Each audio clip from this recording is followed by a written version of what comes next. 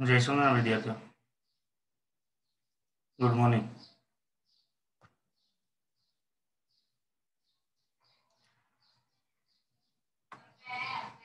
તો કાલે આપણે જે મુદ્દાની વાત કરતા હતા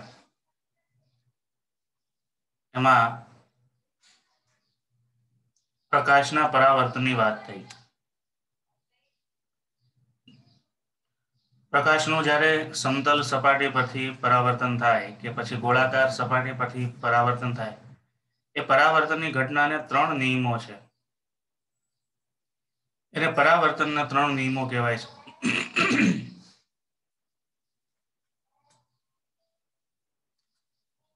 તો એ પરાવર્તનના 3 નિયમો કોણ કહેશે? રાઇઝન કરે.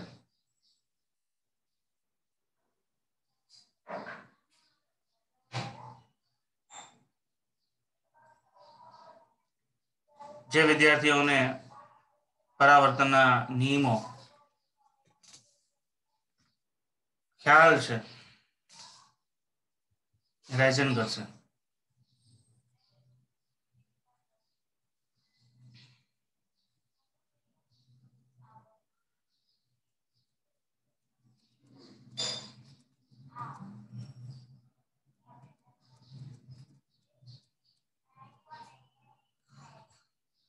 કોણ કહેશે?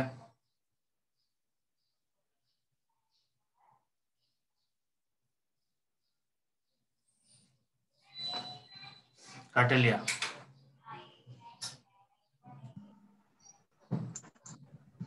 આપાત કોણ ને પરાવર્તન કોણ એક જ સમતલમાં હોવા જોઈએ. આપાત કોણ અને પરાવર્તન કોણ કે આપાત કોણ, પરાવર્તન કોણ અને લંબ. લંબ, હા. સપાટીને દોરેલો લંબ, પછી આપાત કોણ અને પરાવર્તિત કોણ કે પરાવર્તિત કિરણ એક જ સમતલમાં હોય. પછી વરિયા.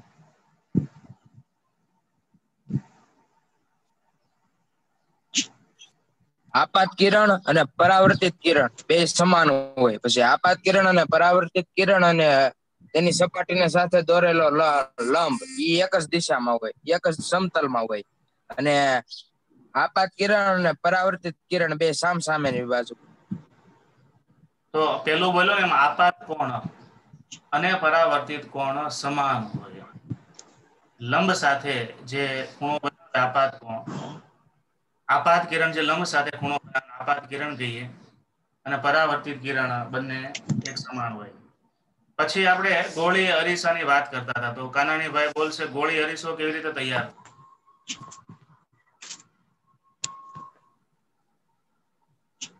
ગોળી અરીસો.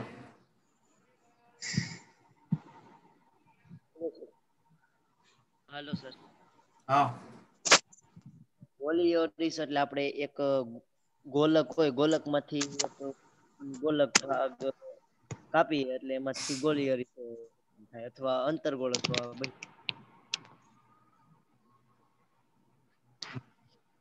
તો કોઈ પણ ગોળાકાર એટલે કે કાચનો ગોળો છે, એનો થોડો ભાગ કાપી દેવામાં આવે અને એની એક બાજુની સપાટીને સિલ્વર કરી દો, તેનાથી બનતી રચનાને ગોળી અરીસા તરીકે ઓળખીએ છીએ. ગોળી અરીસા માટે મુખ્ય જે મુદ્દાઓ છે, જેમ કે એની વક્રતા ત્રિજ્યા, એનું વક્રતા કેન્દ્ર, એની કેન્દ્ર લંબાઈ, એનું કેન્દ્ર બિંદુ, એનું ધ્રુવ બિંદુ, એની મુખ્ય અક્ષ, એ કેવી રીતે આપણે આપી શકીએ? તો એના માટે આકૃતિનો સંદર્ભ બહુ જરૂરી છે.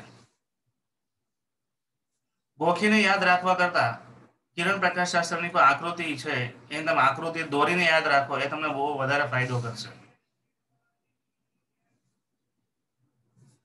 અહીંયા આ ધ્રુવ બિંદુની વાત કરી છે.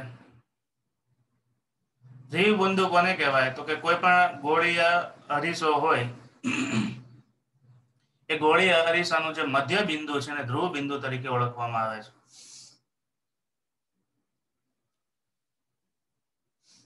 પછી અરીસો જે ગોળામાંથી કટ કર્યો એ ગોળાની જે ત્રિજ્યા હોય એને એ અરીસાની વક્રતા ત્રિજ્યા કહેવાય. અરીસો જે ગોળામાંથી કટ કર્યો એ ગોળાનું જે કેન્દ્ર હોય એ વક્રતા કેન્દ્ર તરીકે કહેવાય છે. ધ્રુવ બિંદુ P થી વક્રતા કેન્દ્ર C ને જોડતી રેખાને મુખ્ય અક્ષ તરીકે ઓળખાય છે. કોઈ પણ ગોળી અરીસા ઉપર તમે મુખ્ય અક્ષને સમાંતર કિરણો આપાત કરો, એ કિરણો પરાવર્તિત થઈ અને મુખ્ય અક્ષને જે બિંદુએથી છેદીને બહાર નીકળે અથવા તો એ કિરણો મુખ્ય અક્ષ ઉપર જે બિંદુએ ભેગા થાય એ બિંદુને કેન્દ્ર બિંદુ કહીએ છીએ અને ફોકલ પોઈન્ટ કહીએ છીએ. ફોકલ એટલે અહીંયા એક પ્રકારનું કેન્દ્રિત અને એના ઉપરથી એની સંજ્ઞા આપણે સ્મોલ f તરીકે પણ આપીએ છીએ. વક્રતાને ઇંગ્લિશમાં કર્વેચર કહેવાય. કર્વેચર ઉપરથી શબ્દ આવે સી અને કર્વેચરની ત્રિજ્યા એટલે આપણે રેડિયસ કહીએ છીએ. રેડિયસને આપણે આર તરીકે લઈએ છીએ. ધ્રુવ બિંદુને ઇંગ્લિશમાં પોલર કહેવાય. પોલ ઉપરથી શબ્દ આવે પી. આ બધી વાત થઈ. ગોળી અરીસાના બે પ્રકાર છે, અંતર્ગોળ અને બહિર્ગોળ. જો બહારની સપાટી ને તમે સિલ્વરથી પોલિશ કરી દો તો એની અંદરની સપાટી પરાવર્તક બને છે, અને અંતર્ગોળ અરીસો કહેવાય. અંતર્ગોળ અરીસા માટે પ્રતિબિંબ છે વાસ્તવિક હોય. એટલે જે કિરણ તમે આપાત કરો છો એનું એક કિરણ પરાવર્તિત થઈ અને f માંથી પસાર થાય છે. જ્યારે ગોળી અરીસાની અંદરની સપાટીને સિલ્વર કરી દો તો બહારની સપાટી પરાવર્તક બને. એના ઉપર તમે કોઈ કિરણ આપાત કરો તો એ કિરણ બહારની સપાટી પરાવર્તિત થઈને બહાર નીકળી જાય, પણ એનો આભાસી એટલે ડોટ ડોટ લાઈનથી આભાસ દોરવામાં આવે અને એ જે અક્ષ ઉપર સંપાત થાય એને આપણે એનું વક્રતા એટલે કે એને કેન્દ્ર બિંદુ f કહીએ છીએ. અંતર્ગોળ માટે કેન્દ્ર બિંદુ f આ બાજુ હોય, બહિર્ગોળ માટે કેન્દ્ર બિંદુ આ બાજુ હોય. ટૂંકમાં જે બાજુ વક્ર આવતો હોય એ બાજુ કેન્દ્ર બિંદુ હોય અને કેન્દ્ર લંબાઈ હોય. અહીંયા કિરણ તમે આપાત કરો છો, આ ખૂણેથી આપાત થાય છે અને સી અને આર સી ને સપાટી સાથે જોડતી રેખા એને આર કહેવાય. તો લંબ જ હોય કારણ કે એમાંથી જ બન્યું હોય અરીસો. લંબ સાથે આ ખૂણો બનાવે તો પાછો લંબ સાથે આર ખૂણો બનાવીને પરાવર્તિત થાય. આ બાજુ થોડું ભેગું થઈ ગયું છે. તો dot dot dot dot line થી આ બિંદુ અહીં મળે છે. ડોટ લાઈન થી જયારે બિંદુ મળતું હોય ને ડોટ લાઈન થી જયારે આપણે કોઈ પણ પ્રતિબિંબ નક્કી કરતા હોઈએ એ આભાસી પ્રતિબિંબ હોય. તો તમને એવો આભાસ થાય. આભાસી એટલે આભાસ એવો થાય. મેં તમને કાલે વાત કરી હતી કે કોઈ પણ સમતલ અરીસો હોય એ સમતલ અરીસાની સામે તમે ઉભા હો તો તમે એની અંદરની બાજુ ઉભા જ દેખાવશો. એની સામે તમે આમ સૂઈ ગયા હોય તો અંદરની બાજુએ તમે સૂતેલા દેખાવશો, એટલે આડા દેખાવશો. પ્રતિબિંબ ખરેખર અરીસાની અંદર મળે છે. ઘણી વખતે વિદ્યાર્થીને એમ થતું અહીંયા વસ્તુ મૂકી તો પ્રતિબિંબ અરીસાની પાછળ થોડું દેખાય. આપણે તો અરીસાની પણ અરીસાની અંદર દેખાય છે ને, એ અંદર દેખાય છે. અંદર તમને પાછળની બાજુ દેખાશે. તમને કાલે કીધું તો અરીસાની સામે ઉભા રહેજો તો તમારો પ્રતિબિંબ આમાં દેખાશે, પણ ખરેખર અરીસાની પાછળની બાજુ એટલે અરીસાની અંદર તમે છો એવું દેખાય. બરાબર? એટલે ઘણી વખતે આપણે કન્ફ્યુઝ થતા હોય કે અહીંયા અરીસો મૂકી દીધો, ધ્યાન આપજો. તો તકલીફ કેવી થાય છે, અહીંયા તમે અરીસો મૂકી દીધો, અહીંયા વસ્તુ મૂકી તો એ કિરણ તો અહીંથી રિટર્ન થઈ જવાનું છે અને પ્રતિબિંબ આ બાજુ કઈ રીતે મળ્યું? વિદ્યાર્થી આમાં વધારે કન્ફ્યુઝ થાય છે. પણ અરીસાની અંદર એટલે જ દૂર તમને વસ્તુ દેખાય, એટલે આપણે એવું કહી શકીએ કે આભાસી છે. વાસ્તવિક તો અહીંયા છે, પ્રતિબિંબ તમને અહીંયા હોય એવો આભાસ થાય છે.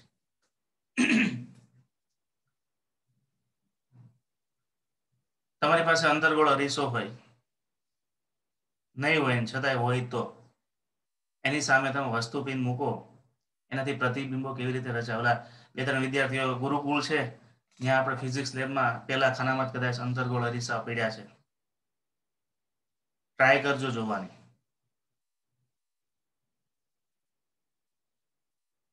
ખ્યાલ આવશે. પછી સંજ્ઞા પદ્ધતિ કઈ રીતે? તો અરીસા માટે દરેક અંતર છે ધ્રુવ બિંદુથી મપાય છે. આપાત કિરણ હંમેશા ડાબીથી જમણી બાજુ જ લેવાય છે. આપાત કિરણની દિશામાં તમે જે અંતર માપો એ ધન લેવાનું, વિરુદ્ધ દિશામાં જે અંતર માપો ધ્રુવ બિંદુથી એ ઋણ લેવાનું. મુખ્ય અક્ષથી ઉપરની બાજુનું કોઈ પણ અંતર હોય એ ધન લેવાય, મુખ્ય અક્ષથી નીચેની બાજુનું કોઈ પણ અંતર હોય એ ઋણ લેવાય છે.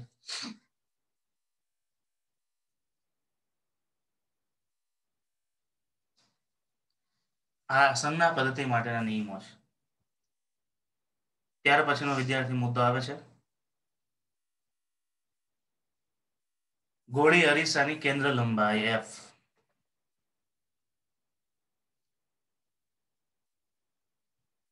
કેન્દ્ર લંબાઈ કોને કહીએ છે?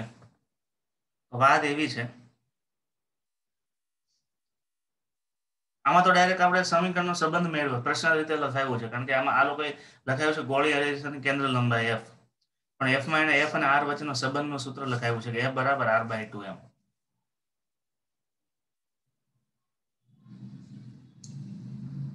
આ રીતે f બરાબર r/2. કેવી રીતે આવે?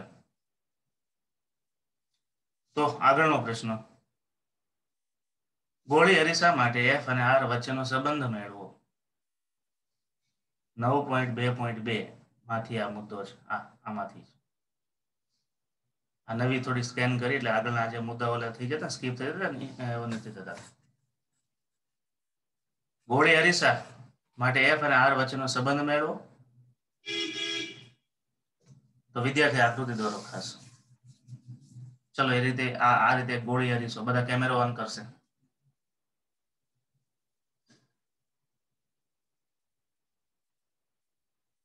બધા વિદ્યાર્થી કેમેરો ઓન કરે.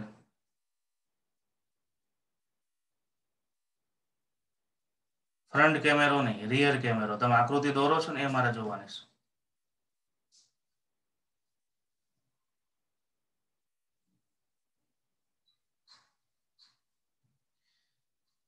પેલા છે ને તમારે ડોટ લાઈન થી આ કેન્દ્ર નક્કી કરી લેવાનું, ખાસ ધ્યાન આપજો.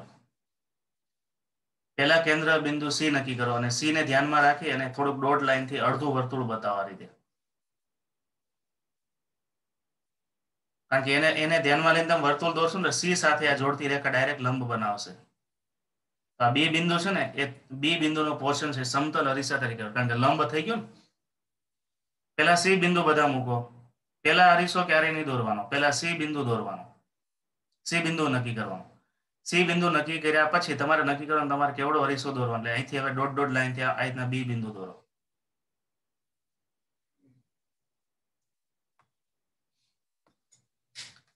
C બિંદુ નક્કી કર્યા પછી ડોટ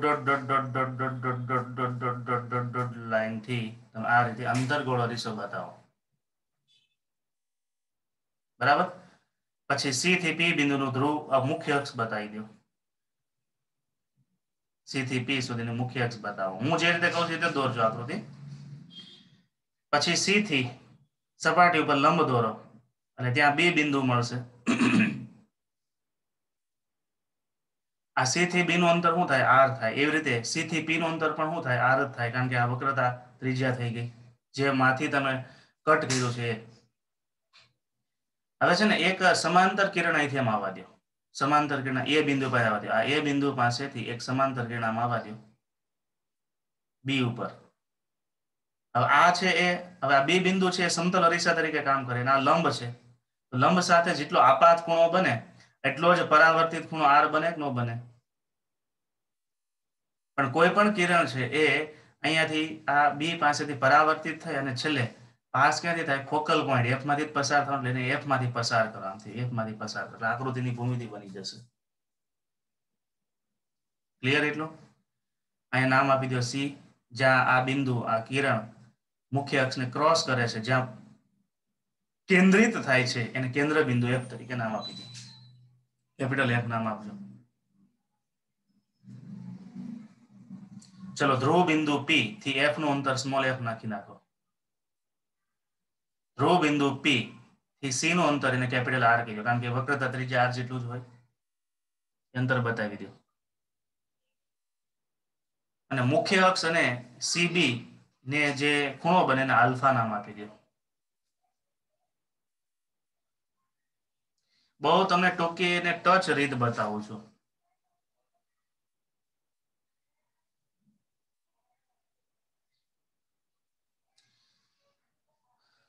વિદ્યાર્થીઓ, આ યુગ્મ કોણ કહેવાય, અભિ કોણ કહેવાય, કયા કોણ કહેવાય? આઈ અને આલ્ફા જુઓ તો આમ ઝેડ બન્યો કે અહીંથી આમ ઝેડ બન્યો.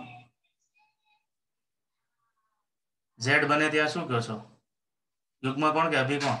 કાનાણી શું કહો છો? ઝેડ બનતો એટલે શું કહેવાય? યુગ્મ કોણ. તો અહીંયા ખૂણાની યુગ્મ જોડ બની. બરાબર, ખ્યાલ આવે છે? કોણ કોણ યુગ્મ કોણમાં આવશે? આઈ અને આલ્ફા એ યુગ્મ કોણ છે, બે ઇક્વલ હોય. પણ આપણે નિયમ શું કહે છે અહીંયા? પરાવર્તનનો નિયમ શું કહે છે? આઈ અને આર સમાન હોય. બરાબર, હવે જુઓ, હવે આકૃતિમાં કોઈ વિદ્યાર્થીને કઈ ક્વેરી હોય તો રાઇઝન કરે.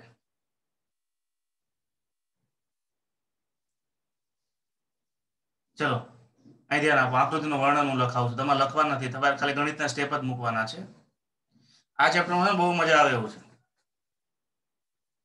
એ પાસેથી પસાર થતું કિરણ બી પાસેથી પરાવર્તિત પામી અને એફ આગળ મળે છે. બસ એટલું આકૃતિનું વર્ણન. એ પાસેથી કોઈ કિરણ તમે આપાત કર્યું, બરાબર. હજુ આપણે પરાવર્તનના નિયમો, પ્રતિબિંબના નિયમો હવે પછીની નોંધમાં ભણવાના છે. એમાં હજુ વિગત કરશું કે સમાંતર કિરણ અહીંથી આમ આવ્યું તો અહીંથી નથી કેમ પસાર થાય, નિયમો બધા છે. તો એ પાસેથી સમાંતર કિરણ બી પાસે આવ્યું અને બી પાસે કિરણ છે એમ ભેગું થાય. માનો કે એ કરતા નીચેથી તમે કિરણ લીધું હોત ને, અહીંથી આમ કિરણ લીધું હોત ને, તો પણ એ ભેગું ક્યાં થાત? એક પાસે જ ભેગું થાય. અહીંયાથી ગમે એટલા કિરણો મૂકો, અહીંથી આમ ભેગા. માનો કે કોઈ કિરણ છે એમ સીધે સીધો, ધ્યાન આપજો, કોઈ કિરણ છે સીધે સીધો અહીંથી સી પાસેથી આવ્યું, તો બી પાસેથી પરાવર્તિત થઈને પાછું રિટર્ન એ જ માર્ગે થાય. કારણ કે જેટલો આઈ હોય એટલો જ આર હોય. આઈ અને આર બે સમાન હોય. જેમ તમે આઈ ઘટાડતા જાઓ એમ આર પણ ઘટતો જાય. ખ્યાલ આવ્યો?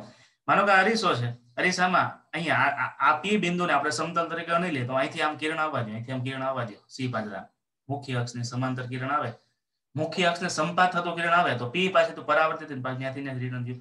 કારણ કે આઈ 0 તો આર પણ 0 થઈ ગયું. ખ્યાલ આવ્યો?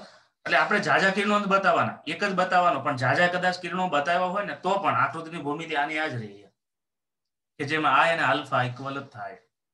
આપણે નમૂનાનું એક જ કિરણ બતાવવાનું. તો એ પાસેથી પસાર થતું કિરણ બી પાસે પરાવર્તિત થઈ અને એફ આગળ મળે છે. તેથી હવે આપણે જાણીએ પરાવર્તનના નિયમ પરથી આઈ બરાબર શું હોય? આર હોય કે ન હોય? લખો આઈ બરાબર R. Angle I is equal to angle R. કારણ કે પરાવર્તન પરથી છે. પછી આકૃતિ પરથી લખો I is equal to alpha. કારણ કે યુગ્મ કોણ છે, બાજુ લખો લખી શકાય યુગ્મ કોણ છે. લખતા જજો આ ગણિતના સ્ટેપ, નકર એ જ નહીં ખબર પડે.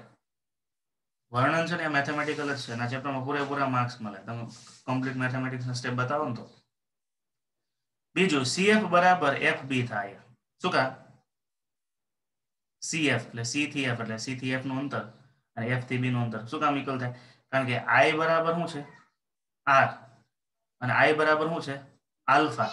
તો આલ્ફા બરાબર આર થઈ ગયું કે નહીં? ખ્યાલ આવ્યો? તો અહીંયા એક ત્રીજું સ્ટેપ લખવું તો લખી શકાય આલ્ફા, તેથી આમ કરી લખો, તેથી alpha is equal to R.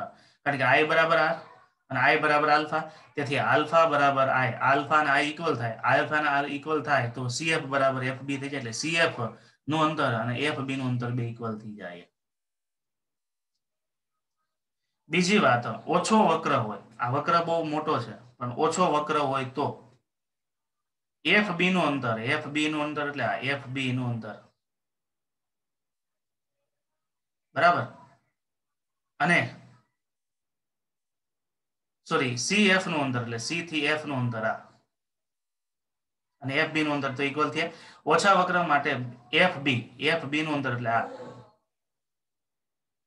અને એફ પી બે ઇક્વલ થાય. તો એફ પી અને એફ બી કઈ રીતે ઇક્વલ થાય? આ વક્ર નાનો હોય, વક્ર નાનો હોય એટલે આ લાઈન છે એ આ બહુ આની નજદીક આવી જાય, એ નજદીક લઈ લો એટલે એફ થી પી નું અંતર,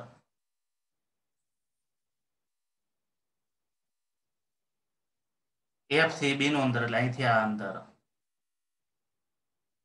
અને એફ થી પી નું અંતર એટલે આ અંતર. એક મારી કઈક ભૂલ થઈ છે.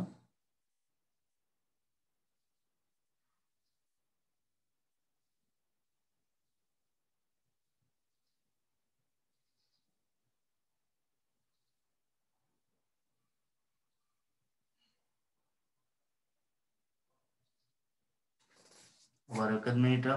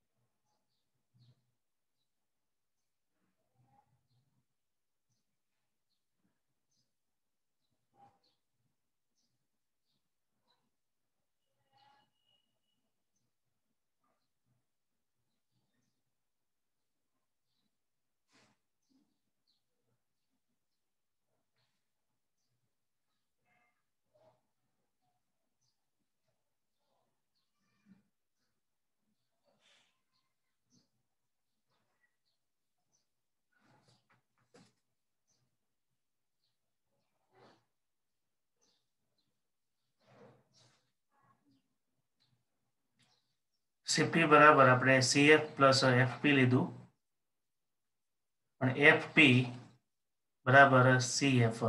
FP એટલે F થી P is equal two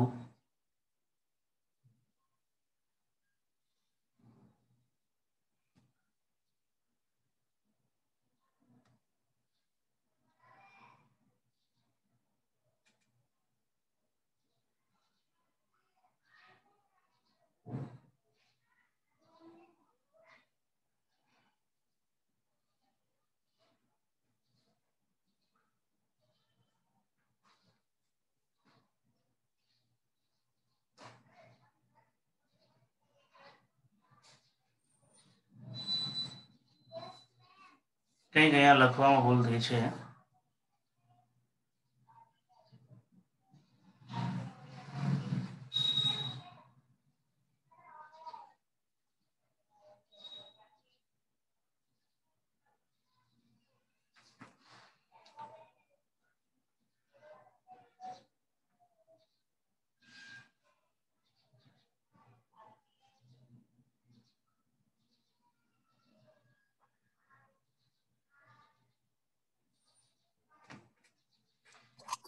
hello sir.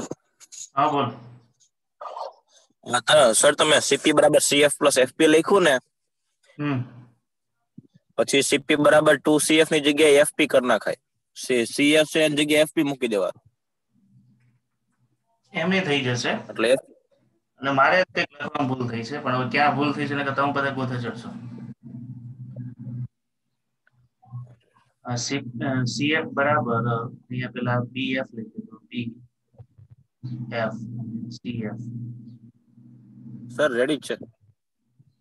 એટલે FB લખો કે BF લખો, પછી FB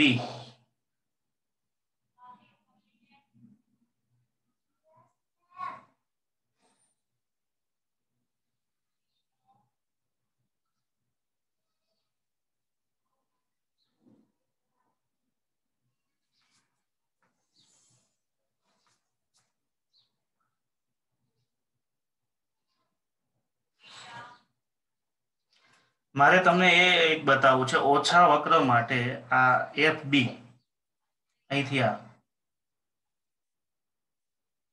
અને આ બંને ઇક્વલ કેવી રીતે થાય.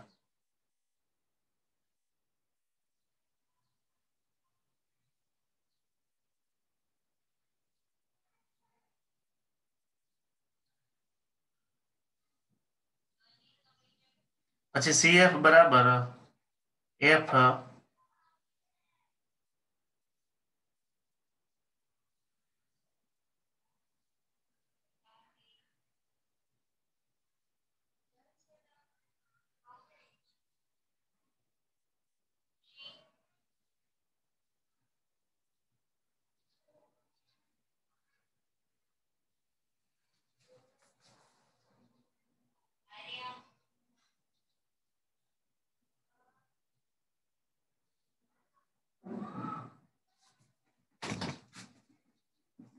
વાંધો નહીં, અહીંયા આવો પેલા. તો આકૃતિ પરથી જુઓ તો આ CP બરાબર શું થશે તો કે CF પ્લસ FP અને FP બરાબર શું સાબિત કર્યું તો FP બરાબર આપણે સાબિતી મળશે CF ની એટલે FP બરાબર CF મળ્યો અને CF તો હતું એટલે આપણે CP બરાબર 2CF મળ્યો. આ આકૃતિની ભૂમિતિ પરથી જુઓ તો કે CP બરાબર R છે અને CF એટલે અહીંયા આપણે કરવું પડશે 2CF છે ને ત્યાં એની જગ્યાએ તમારે FP કરવું પડશે. CP નહીં, CF નહીં, CF ની જગ્યાએ તમે FP લખી નાખવાનું, FP કરી નાખવાનું કારણ કે FP અને CF બંને ઇક્વલ છે.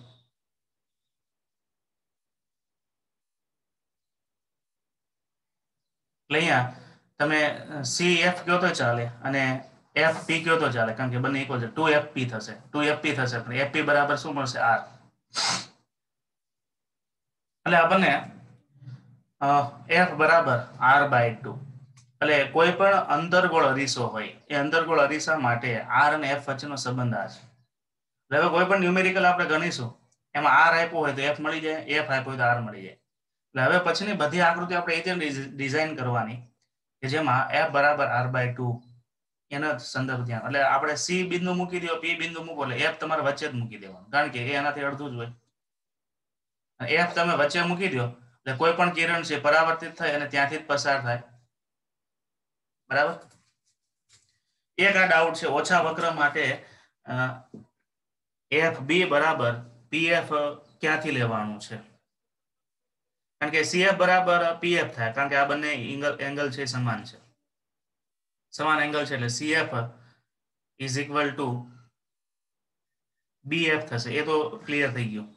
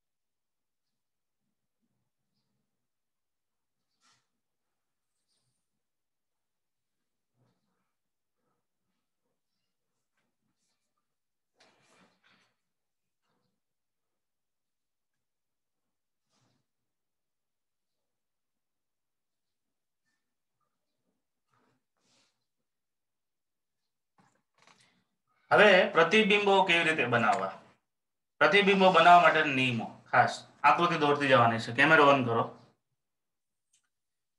પહેલો નિયમ એવો છે કે કોઈ પણ પ્રતિબિંબ છે, ખાસ આકૃતિ દોરજો, કોઈ પણ કિરણ છે એ મુખ્ય અક્ષને સમાંતર હોય. કોઈ પણ કિરણ છે મુખ્ય અક્ષને સમાંતર હોય તો એમાંથી આપાત થતું કિરણ સપાટી પરથી પરાવર્તિત થઈને F માંથી જ પસાર થાય. સમાંતર કિરણ નું ગોળીય અરીસા વડે પ્રતિબિંબ જે મળે એ F ઉપર જ મળે. એટલે અનંત અંતરેથી કોઈ વસ્તુ છે અનંત અંતરે મૂકેલી હોય તો અનંત અંતરે મૂકેલી વસ્તુ નું પ્રતિબિંબ ક્યાં મળે? F ઉપર મળે. એવી પણ વાત આગળ આવશે. આ પહેલો નિયમ. બીજો નિયમ શું? ધ્યાન આપજો. કોઈ કિરણ એવું છે કે જે કિરણ F માંથી પસાર થાય, ધ્યાન આપો બરાબર.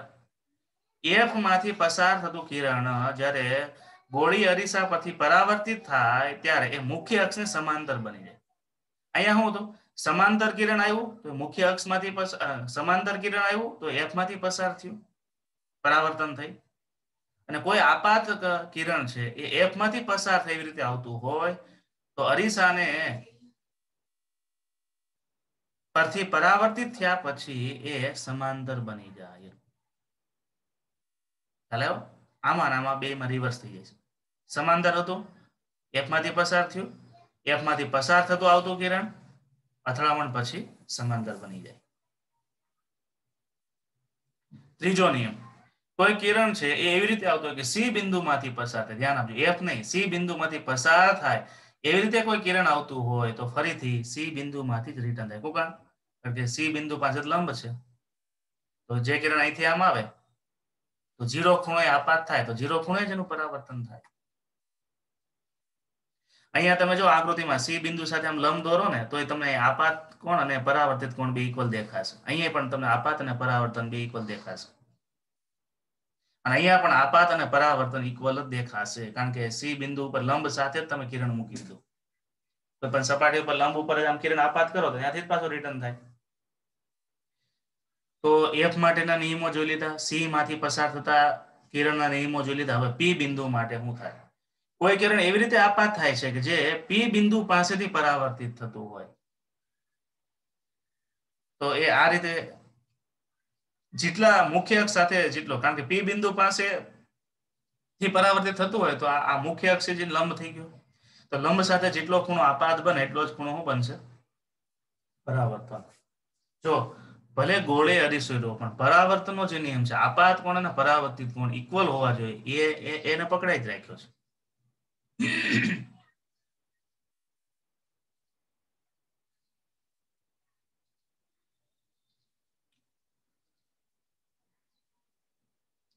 હવે ખાસ આ તમને MCQ માટેના બહુ અગત્યના મુદ્દા છે. અંતર્ગોળ અરીસા માટે પ્રતિબિંબ બનાવવા છે. તમે વસ્તુ એટલે રાખો તો પ્રતિબિંબ ક્યાં મળે? અંતર્ગોળ અરીસા માટે પ્રતિબિંબ. ધ્યાન આપજો. પહેલી વાત એ કે તમે જે વસ્તુ મૂકો છો ને હાઈટ નક્કી કરી લેવાની, કેટલી હાઈટની વસ્તુ મૂકો છો. એ હાઈટમાંથી બે કિરણ તમારે બહાર કાઢવાના. એક કિરણ છે એ સમાંતર જવા દેવાનું અને બીજું કિરણ છે એ F માંથી પસાર થાય એ રીતે જવા દેવાનું. વિદ્યાર્થી બધા આકૃતિ દોરશે. ટાઇટલ લખો. આ MCQ ના જવાબ માટે આ વખતની ગુજકેટની એક્ઝામમાં પણ આમાંથી એક પ્રશ્ન પૂછો છો કે અહીંયા વસ્તુ મૂકેલી હોય તો પ્રતિબિંબ ક્યાં મળે અને કેવું મળે? બરાબર. તો અંતર્ગોળ અરીસા માટે પ્રતિબિંબ બનાવવા માં પહેલું છે C થી દૂર. ઓબ્જેક્ટ એટલે વસ્તુ છે O, એને તમે C થી દૂર મૂકો. આકૃતિ દોરો. ચલો આકૃતિ દોરો. આકૃતિ દોરી. આકૃતિમાં C બિંદુ છે, આ F બિંદુ છે અને વસ્તુને તમે C થી દૂર એટલે આ બાજુ મૂકી. અહીંયા તમે C થી દૂર વસ્તુને મૂકી. બધા વિદ્યાર્થી કેમેરો ઓન કરશે, આકૃતિ મને બતાવશે.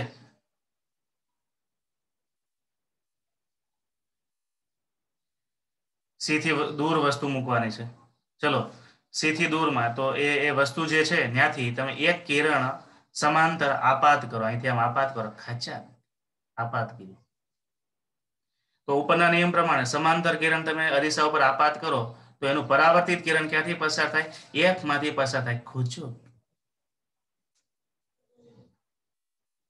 તો સમાંતર કિરણ અહીંથી આમ આપાત થયું, પરાવર્તિત થઈ, અહીંયા સી અહીંયા થોડી ભૂલ થઈ છે. અહીંયા સી બિંદુ અહીંયા વક્રતા ત્રિજ્યા આ રીતે આવે, અહીંયા થોડી ભૂલથી આ રીતે દોરાનું છે, આ લાઈન નો આવે.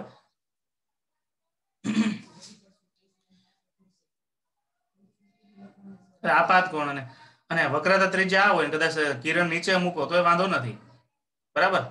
તો એક આનાથી ઉપરનું કિરણ હોત તો અહીંથી આ રીતે આવત, અહીંથી આમ પસાર થાય.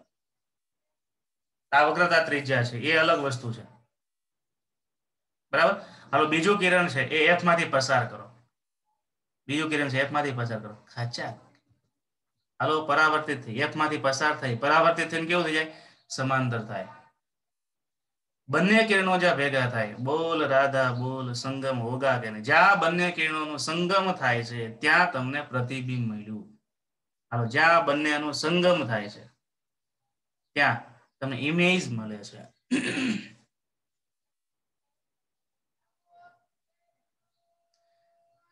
આ વસ્તુ ખાસ ધ્યાન રાખવાની. તો જો તમે હાઈટ જુઓ, પ્રતિબિંબની હાઈટ વસ્તુ કરતા નાનું, એટલે પ્રતિબિંબ નાનું મળ્યું. આ પહેલો મુદ્દો. બીજું, પ્રતિબિંબ વાસ્તવિક મળશે, કારણ કે એની જ રેખા આમ જઈને પાછી રિટર્ન થઈ, એની જ રેખા વાસ્તવિક આમ, અને પ્રતિબિંબ ઊંધું મળે છે. ત્રણ વસ્તુ, નાનું પ્રતિબિંબ છે, વાસ્તવિક છે અને ઊંધું છે. ત્રણ મુદ્દા, એટલે વાસ્તવિક અને ઊંધું પ્રતિબિંબ મળ્યું. ત્યારે સી થી દૂર તમે વસ્તુ મૂકો ત્યારે, ચલો સી ઉપર મૂકો ત્યારે શું થાય? હાલો, કોઈ પણ વસ્તુને તમે સી ઉપર મૂકો, લખો બીજો મુદ્દો, સી ઉપર મૂકો ત્યારે એની આકૃતિ બીજી દોરવી પડશે. હાલો, ફરીથી dot dot dot dot dot dot dot dot dot અંતર્ગોળ અરીસો બતાવો. એનો અંદાજિત તમે વક્રતા લઈ અને સી બિંદુ નક્કી કરો. આ અરીસો જેમાંથી કટ કર્યો હોય એ રીતે તમારે એનું સી બિંદુ નક્કી કરી લેવાનું.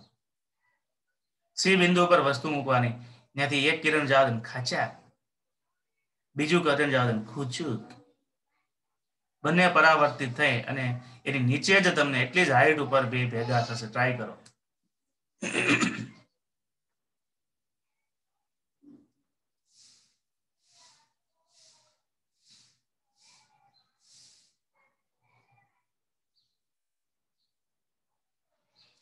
તો સમાંતર કિરણ હંમેશા એફ માંથી પસાર થાય, અને એફ માંથી પસાર થતું કિરણ એ હંમેશા સમાંતર બની જાય. બહુ સહેલું છે, કોઈ ગોખવાની જરૂર નથી. જયારે તમને પૂછે આ ટાઈપનો પ્રશ્ન તો તમારે તરત આ સેટ કરી દેવાનું. તો શું થયું? પ્રતિબિંબ ક્યાં મળ્યું? અહીંયા પ્રતિબિંબ ક્યાં મળ્યું હતું? ઇમેજ છે એ સી અને એફ ની વચ્ચે મળી હતી. ક્યાં મળી હતી? સી અને એફ ની વચ્ચે. જો આગળના કિસ્સામાં સી થી દૂર તમે ઓબ્જેક્ટને રાખો તો ઇમેજ એટલે આઈ, ઓ એટલે ઓબ્જેક્ટ, જેને આપણે વસ્તુ કહીએ છીએ. તો આઈ છે સી અને એફ ની વચ્ચે મળી હતી. અહીંયા હું ઓ ઓબ્જેક્ટને તમે સી ઉપર મૂક્યો તો ઇમેજ પણ તમને સી ઉપર જ મળી. બરાબર. ત્રીજો મુદ્દો, હવે તમે વસ્તુને ક્યાં મૂકી દો? ઓ અને સી ની વચ્ચે મૂકો. હાલો, એફ અને સી ની વચ્ચે મૂકો. હાલો, વસ્તુને એફ અને સી ની વચ્ચે મૂકો. હાલો, ત્રીજી આકૃતિ દોરો આ રીતે. સી બિંદુની વક્રતા ત્રિજ્યા આ રીતે છે. વસ્તુને તમે ક્યાં મૂકી દીધી? એફ અને સી ની વચ્ચે ગમે ત્યાં મૂકી શકાય.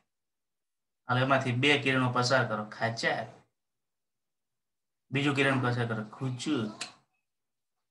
અને ત્રીજું કિરણ પી માંથી પસાર થાય એવું કરવું હોય તો બતાવી શકાય. પી માંથી પસાર થતું, પી માંથી પસાર થતું, અહીંયા ત્રીજું કિરણ, ત્રણેય કિરણો અહીંયા જ ભેગા થશે. જો સમાંતર લ્યો, એફ માંથી પસાર થતું લ્યો કે પી પાસેથી પરાવર્તિત થતું કિરણ અહીંયા જ ભેગું થશે. ક્યાં?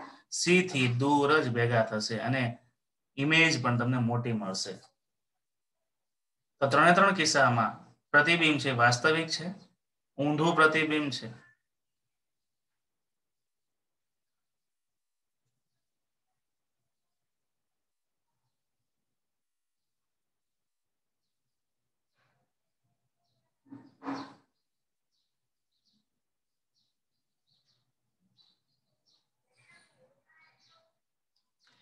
ચોથો અને પાંચમો મુદ્દો લે. ચલો, પ્રતિબિંબ બનાવવા માટે આભાસી અને ચતુ પ્રતિબિંબ કયા કિસ્સામાં મળે? અહીં ધ્યાન આપો, અહીંયા ધ્યાન આપો. હાલો, પેલા અરીસો દોરો. Dot dot dot dot dot dot dot dot dot dot dot અરીસો બનાવો. એનું સી બિંદુ નક્કી કરી લો અને વસ્તુને તમે એફ ઉપર મૂકી દો. ચલો વસ્તુને એફ ઉપર મૂકી દો.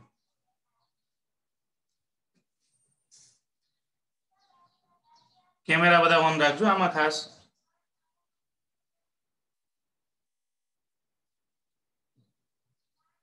વસ્તુ તમે એફ ઉપર મૂકી દો. તમારું મોઢુંમાં ન જોવું, તમે લખો છો ને ફ્રન્ટ કેમેરા ને રિયર કેમેરા ઓન રાખો. ચલો એમાંથી પસાર થતું કિરણ દોરો, સમાંતર કિરણ. એફ માંથી પસાર થતું એને સમાંતર હોય અને જો અહીં એફ માંથી જ પાછું આમ રિટર્ન થશે આ રીતે. અરીસાની પાછળનો ભાગ તમે કઈ નહીં દોરતા અત્યારે. અહીંયાથી બી બિંદુમાંથી કિરણ આપાત કરો સપાટી ઉપર અને સપાટી પરથી પાછું એફ માંથી પસાર થાય એ રીતે પાછું રિટર્ન કરો. પેલું કિરણ આ રીતે બતાવો. બીજું કિરણ છે હવે ધ્રુવ માંથી પસાર કરો. જેટલા કોણે આપાત એટલા કોણે પાછું પરાવર્તિત કરો. બરાબર. અહીંયાથી ડોટ ડોટ લાઈન કરી આ જો આ લાઈન અહીંથી આમ છૂટી પડતી જાય છે. એ લાઈન ડોટ ડોટ કરી ઉપરની બાજુ ભેગી થાય ને ત્યાં તમને પ્રતિબિંબ મળશે એટલે આભાસી મળશે. હાલો બંને લાઈન જે ભેગી થાય ત્યાં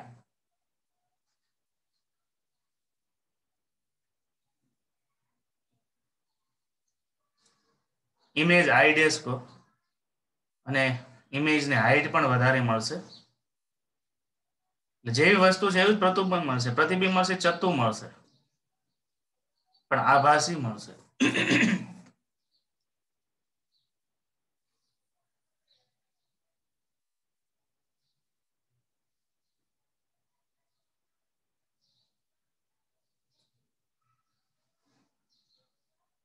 હવે હું તમને એની પ્રેક્ટિકલ વાત બતાવું કે આવું કેવી રીતે તમે જોઈ શકો. હાલો કેયુરભાઈ બોલો. સર આપણે આ ઓલી વસ્તુ આપણે એફ ઉપર મૂકી રેડી એટલે આપણને એફ તો આપણે ઓલું વસ્તુ મૂકીએ ને પ્રકાશનું ઓલું વક્રીભવન થાય ને જ્યારે અક્ષને છેદે ત્યારે એને વક્રતા કેન્દ્ર કહેવાય ને એફ. તો આપણને એફ અહીંયા અગાઉથી કઈ રીતના ખબર પડી જાય? નહીં અરીસો ફિક્સ જ હોય કે એની કેન્દ્ર લંબાઈ એટલી છે. આપણે લેબના અરીસા છે ને એ બધાની કેન્દ્ર લંબાઈ ફિક્સ છે. એની 20 લંબાઈ છે. જયારે અરીસો બન્યો હોય ને એટલે કેન્દ્ર લંબાઈ એ લોકો માપીને જ આપે. ઉપરના બધા ઓલા ઉપરથી તમે નો નક્કી કરી શકો એની કેન્દ્ર લંબાઈ. વક્રતા ત્રિજ્યા કે જે ગોળામાંથી કાપ્યો છે તમારે પ્રેક્ટિકલ કરવાનો છે એફ મેળવવા માટે છે. બરાબર. અને આ પ્રેક્ટિકલમાં બધા વિભાગ આઈ કરવાનો છે, આઈ કરવાનો, આઈ કરવાનો, પછી ચોથા વિભાગ તરીકે આ કરજો એટલે એફ તમને પહેલેથી ખબર હશે. મેળવવા માટેની એક બીજી પણ રીત છે કે તમને ડાયરેક્ટ ખબર પડી જાય કે આનો એફ એટલો છે અથવા લેબમાં તમને આપી દે કે આનો એફ એટલો છે. બરાબર. એટલે એફ નક્કી કરી લેવાનો હોય અને એફ નક્કી કર્યા પછી જ તમારે આ ઓલું કરવાનું હોય છે. એટલે એફ નક્કી એક બીજી પદ્ધતિ છે. આની સામે એક મિરર મૂકી અને એફ નક્કી કરતો હોય. બરાબર. પ્રયોગ કરશું ને વસ્તુ અંતર ને આપણે હવે પછી સૂત્ર ભણવાનું છે. વસ્તુ અંતર ને પ્રતિબિંબ અંતર ઉપરથી એફ મેળવવું. ખ્યાલ આવ્યો? જો અરીસાનું સૂત્ર આવશે ને અરીસાના સૂત્રમાં એફ નું સૂત્ર આવશે 1/f બરાબર 1 + 1/v. તો તમે વસ્તુ કેટલાય મૂકી તમને એના આધારે પ્રતિબિંબ ક્યાં મળે એ પણ ખબર હોય. દ્રષ્ટિ સ્થાનાંતરની રીતથી u ને v ખબર પડી જાય એફ મળી ગયો. ઈ એફ એ અરીસા કેન્દ્ર લંબાઈ થઈ. પછી છેલ્લા વિભાગ આ કરવાનો એફ મળ્યા પછી કે હવે તમારે ખબર છે કે ભાઈ એફ અંદાજિત 15 છે તો તમે 15 ઉપર મૂકી દો એટલે તમને આભાસી જ આવું મળે. અને વધારે ખ્યાલ દિવાળી પછી જ્યારે લેબમાં આપણે પ્રેક્ટિકલમાં આવશું ત્યારે ખ્યાલ આવશે. ચલો હવે એફ અને પી ની વચ્ચે હજુ તમે નજદીક લઈ જાઓ. આ આકૃતિ જોઈ લો. પછી પેલા જેવું જ છે હજુ તમે આની નજદીક લઈ જાઓ એટલે એફ કરતા પણ દૂર, એફ કરતા પણ હજુ તમે પી ની નજદીક લઈ લો. એફ અને પી ની વચ્ચે થઈ ગયું. એની વચ્ચે થઈ જાય તો એમાંથી એક કિરણ ઉપરથી પસાર કરો ખાચા અહીંથી આમ પસાર થઈ ગયું. બીજું કિરણ છે ઓ માંથી પસાર કરો અહીંથી આમ આવી ગયું. હવે આ બંને કિરણો ભેગા કરો જે ભેગા થાય તે તમને આભાસી વસ્તુ મળે. હવે તમને આભાસી વસ્તુની રીત સમજાવું, ધ્યાન આપો. તમારી ઘરે અરીસો છે અંતર્ગોળ કે બહિર્ગોળ નથી, પ્લેન છે. પ્લેન અરીસાની સામે તમે ઉભા રહો છો એટલે તમારું પ્રતિબિંબ અરીસાની અંદર દેખાય છે. એ વાસ્તવિક અને ચતુ પ્રતિબિંબ થયું. બરાબર. પણ તમે ખરેખર ક્યાં છો? આગળ ઉભા છો છતાં તમે દેખાવશો ક્યાં? અરીસાની અંદર તમે દેખાવશો. એ આભાસ થયો. એમ કોઈ પણ અંતર્ગોળ અરીસો હોય ને અંતર્ગોળ અરીસાની પાસે તમે દૂર પ્રેક્ટિકલમાં આવશો ને તો અંતર્ગોળ અરીસો ટેબલ ઉપર મૂક્યો છે એની દૂર તમે પિન રાખશો ને સી થી દૂર મૂકશો ને એટલે તમને એનું પ્રતિબિંબ છે આમ ઊંધું આ બાજુ દેખાય. એટલે તમને પ્રતિબિંબ છે અરીસાની બહારની બાજુ હોય ને એવું દેખાય કે અરીસાની બહાર ને. તમે કેમ અત્યારે અરીસાની સામે ઉભા છો, તમે અંદર અરીસાની અંદર દેખાવ છો. તમે ક્યાં દેખાવ છો? અરીસાની અંદર દેખાવ છો. આપણે એમ થાય કે આપણે અરીસાની અંદર જ ઉભા છે, પણ અરીસાની ઓલામાં શું થાય કે તમે પિન મૂકશો ને પ્રેક્ટિકલમાં તો સી થી દૂર મૂકશો ને એટલે પિન છે ને તમને અરીસાથી બહારની બાજુ દેખાશે ઊંધી, પણ અરીસાની બહારની બાજુ ને એવો આભાસ થાય. બરાબર. એટલે એ પ્રતિબિંબ છે એ આપણને આ બાજુ દેખાશે. તમને એવું લાગે કે ખરેખર પ્રતિબિંબ છે એ આ બાજુ છે, અરીસાની બહારની બાજુ છે. ક્યાં સુધી? તો સી થી દૂર, પછી સી ઉપર પણ એવું જ થશે, અને સી અને પી ની વચ્ચે પણ એવું જ થશે. જેવા તમે પી ઉપર આવી ગયા, પી ને તમે પી ઉપર મૂકી દીધી ને, તમને પ્રતિબિંબ દેખાતું બંધ થઈ જશે. પ્રતિબિંબ છે ને બહુ મોટું થઈ જશે. અને મોટું પ્રતિબિંબ જોવા માટે જો આ તમારે જોવા માટે તમારે ખૂબ દૂર જવું પડે. ટેબલ થી તમે ઘણા બધા દૂર વયા જાવ ને પછી તમને એવું દેખાશે કે પ્રતિબિંબ એકદમ મોટું થઈ ગયું, એની હાઈટ એમનું વધી ગઈ. અને પ્રતિબિંબ ક્યાં દેખાય? તો તમને એવો ભાસ થાય કે પ્રતિબિંબ છે ને અરીસાની પાછળની બાજુએ મોટું છે. હોય અરીસાની અંદર જ, પણ આપને ભાસ એવો થાય કે ખરેખર પ્રતિબિંબ છે અરીસાની પાછળ. તમે કેમ મિરરની આગળ ઉભા છો તો તમને મિરરની અંદર દેખાવશો, એમ આમાં પણ એવું દેખાય. આમ દેખાય મિરરની અંદર જ, પણ એમાં ભાસ એવો થાય કે પ્રતિબિંબ છે અરીસાની પાછળ વહી ગયો. ખ્યાલ આવ્યો? અને આમાં ભાસ એવો થાય કે પ્રતિબિંબ છે અરીસાની આગળ આવી ગયું. એટલે આમાં પ્રતિબિંબ છે અરીસાને આગળ મળે છે એટલે આગળ જ ભાસ થાય, અને આમાં પ્રતિબિંબ છે અરીસાની પાછળ મળે છે એટલે પાછળ જ ભાસ થાય. મળતું અરીસાની અંદર જ, પણ ભાસ એવો થાય કે પ્રતિબિંબમાં બહુ પાછળ છે. કારણી ફ્રી હોય તો ફિઝિક્સ લેબમાં જજો, પેલા કે બીજા ખાનામાં જૂના તૂટેલા તમારે કામ આવે એવા છે અંતર્ગોળ અરીસા પડ્યા છે. હા, નવા અરીસા હાવ એકદમ હોય એ નહીં કાઢતા, જૂના પ્રેક્ટિકલમાં યુઝ કરેલા અમુક છે, કદાચ ઓલું થાય તો વાંધો નહીં. Sir hello. હા સર આપણે વાસ્તવિક હોય ઊંધું હોય ને આભાસી હોય ચતું હોય ફિક્સ જ હોય કે એમાં કઈ વેરિએશન આવે? એમાં વેરિએશન આવે તો જો આપણે લેન્સ ભળવાના છે ને તો લેન્સમાં થોડીક ટર્મિનોલોજી બદલાઈ જશે. એવું નથી વાસ્તવિક છે એ ચતું જ હોય ઓલું છે. જો હવે હું તમને બહિર્ગોળ અરીસાની એક વાત સમજાવું. ચલો સાથે સાથે અંતર્ગોળની વાત આવી ગઈ. બહિર્ગોળ અરીસો તમારા સિલેબસમાં આમ નથી પણ જીનીટમાં છે. તો બહિર્ગોળમાં શું વસ્તુ થાય જુઓ. તો બહિર્ગોળ માટે પ્રતિબિંબ બનાવવું હોય તો આ બહિર્ગોળ અરીસો ધ્યાન આપજો બરાબર. આ બહિર્ગોળ અરીસો છે એની વક્રતા ત્રિજ્યા અહીંથી આ થઈ, અને જે ત્રિજ્યા આવતી હોય એને અડધું કરો એટલે કેન્દ્ર લંબાઈ એક મળી જાય. હવે અહીંયા તમે કોઈ વસ્તુ મૂકો, ધ્યાન આપજો બરાબર. અહીંયા વસ્તુ મૂકો છો, વસ્તુમાંથી એક કિરણ અહીંથી ગયું ખેંચાય, જેટલા લંબ સાથે ખૂણો બનાવે એટલા લંબ સાથે ખૂણો પાછું આમ રિટર્ન થઈ ગયું. એની ડોટેડ લાઈન છે અહીંથી આમ ડોટ ડોટ ડોટ કરીને તમારે એફમાંથી પસાર કરવી પડે. શું કામ? કારણ કે વસ્તુ કેવી હતી એટલે કિરણ કેવું હતું? સમાંતર હતું, એટલે એ એફમાંથી પસાર થાય. બીજું કરીને તમે અહીંથી સીધું સી માંથી આમ આમ આપાત કર્યો, એક કિરણ છે અહીંથી આમ આવવા દીધું, તો જ્યાંથી આપાત થયું ત્યાંથી રિટર્ન થઈ ગયું. અહીંથી રિટર્ન થાય પણ એનો આભાસ બિંદુ અહીંથી આમ પોઈન્ટ મૂકવો પડે એટલે અહીં પાછું ટચ થયું. ત્રીજું કિરણ છે પી માં આવવા દીધું, અહીંથી આમ રિટર્ન થઈ ગયું. બરાબર, રિટર્ન થયું એને ડોટ લાઈન કરો અહીંથી આમાં ઓલી. તો આ વસ્તુ હતી, આ પ્રતિબિંબ. આ એચ ઓ છે ઓબ્જેક્ટ છે, આ એચ આઈ છે. તો આના કરતા વસ્તુ નાની મળી પણ આભાસી મળી. બરાબર, એટલે આ અરીસા માટે ફિક્સ છે. અંતર્ગોળ માટે જે આભાસી હોય ને ત્યાં ચતું જ છે. બરાબર, અને જે ઊંધું છે એ વાસ્તવિક છે. અને અંતર્ગોળ માટે જે વસ્તુ છે એના કરતા બહિર્ગોળ માટે પછી થોડીક વસ્તુ બદલાઈ જાય. બરાબર, તો અંતર્ગોળ અને બહિર્ગોળ માટે તમારે પ્રતિબિંબ બનાવવાની જો વાત આવે તો એની અલગ અલગ, પણ તમને છે ને જરૂર અંતર્ગોળનું જ પૂછે છે. અંતર્ગોળનું જ પૂછે છે. કારણ કે આમાં તો જો તમે ગમે ત્યાં મૂકશો તો પણ મોટા ભાગે બહિર્ગોળમાં એવું થાય છે કે કોઈ પણ જગ્યાએ મૂકો એનું પ્રતિબિંબ છે ઊંધું નથી મળતું, ચકતું જ મળે છે. તો આના પરથી એક વસ્તુ નક્કી થાય કે અંતર્ગોળ માટે શું હોય અને બહિર્ગોળ માટે શું હોય. તો જુઓ ધ્યાન આપો. હવે થોડીક એ વાત કરીને આપણે પૂરું કરીએ.